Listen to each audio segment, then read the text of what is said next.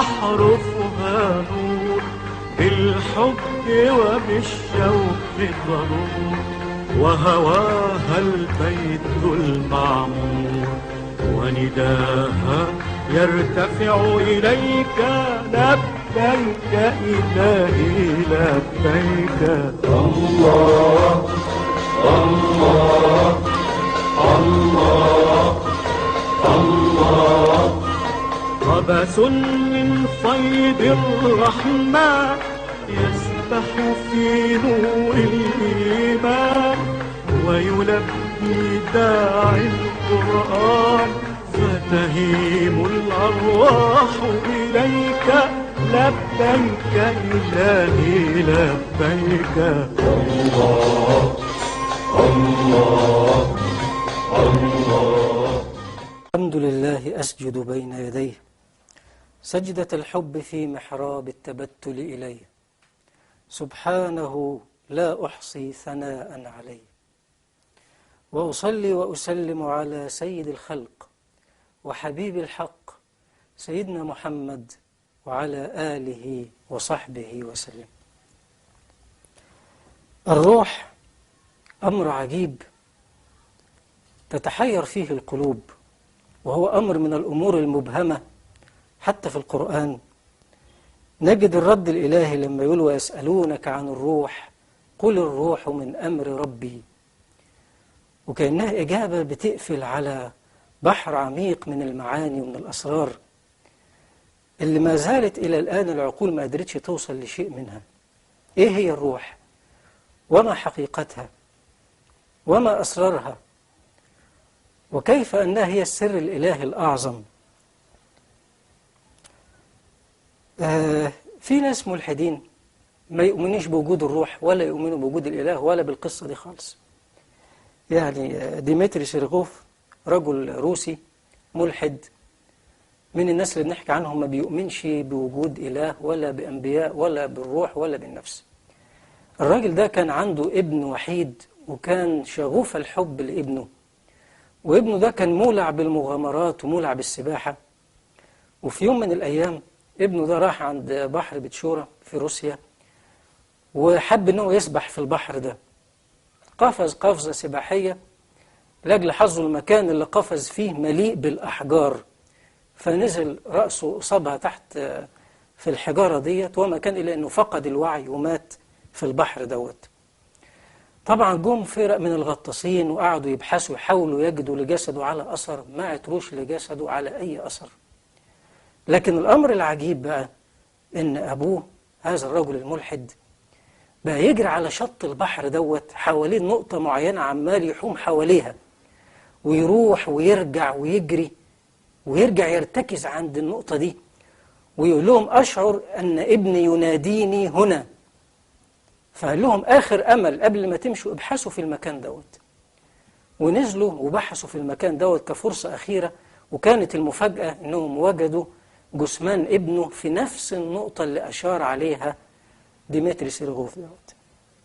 طبعا دي كانت محطة ليه، وقف عندها وبدأ يفكر ده إذن في شيء بقى اسمه عالم الغيب، في حاجة اسمها توارد أفكار، وفي كده شيء اسمه روح وملكوت آخر وكانت الحادثة دي بداية لأنه يؤمن بوجود الإله ويؤمن بوجود عالم الغيب.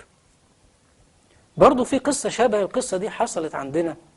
أسمهان المطربة موتها كان عجيب قوي. يحكي واحد من الصحفيين محمد التبعي، بيقول إنه كان معاها في يوم من الأيام، وبعدين هي مصرعها حصل إنها ماتت، غرقت بعربيتها في طريقها راس البر، غرقت في مكان مية يعني زي ترعة أو زي نهر أو. فبيحكي الشيء العجيب، بيقول إن نفس المكان ده كنا معديين من 3 سنين وهو راكب العربية ومعاه أسمهان ورايحين على منطقة راس البر دي. فبيقول ففي صوت ماكينة ضخ مية شغالة، فهي سمعت الصوت ده فأصابها فزع شديد لدرجة رمت الورق من إيديها. فبيقول لها مالك إيه سبب الفزع ده؟ قالت له أنا سمعت كأن في صوت دفوف جنازة في المكان ده. فلا لا ده ما فيش دخول جنازة ولا حاجة، ده صوت مكنة مية. ويشاء الله أن يمر الزمن وتتقلب بيها العربية في نفس المكان وتموت غرقانة في المية في نفس المكان اللي حصل فيه دوت. الله يرحمها. احنا بنحكي الكلام ده ليه؟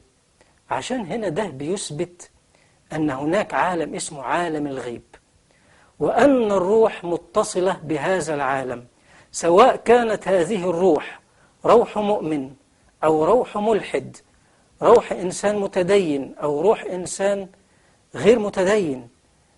الروح نفسها فيها خاصية الاتصال بعالم الغيب. ليه؟ لأن الروح مصدرها إيه؟ الروح مصدرها سماوي. نلاحظ شيء عجيب في القرآن، إن دايما ربنا لما يتحدث عن الروح ينسبها إلى ذاته.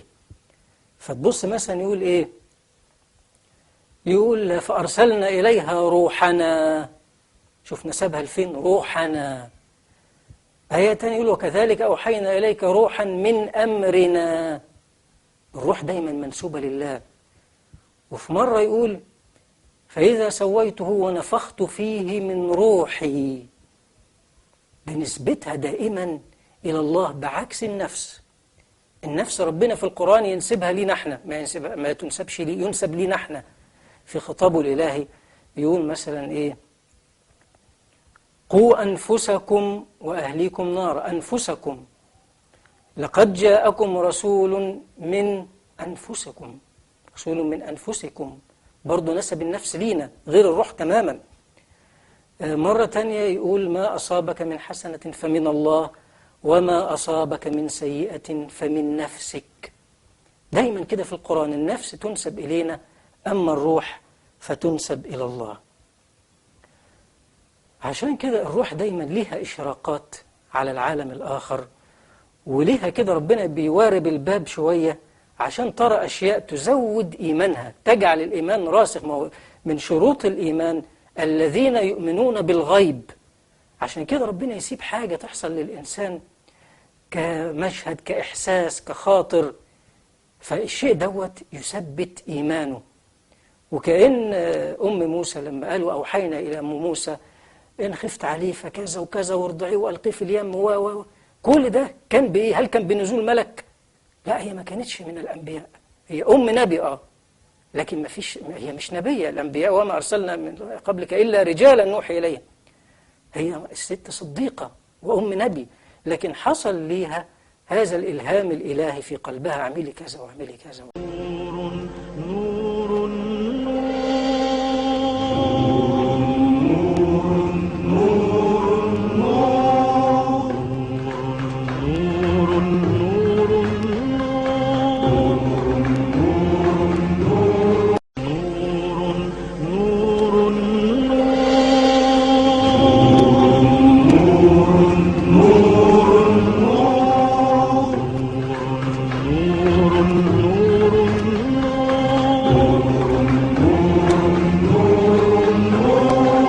كلمات أحرفها نور، بالحب وبالشوق ضرور، وهواها البيت المعمور، ونداها يرتفع إليك لبيك إلهي لبيك.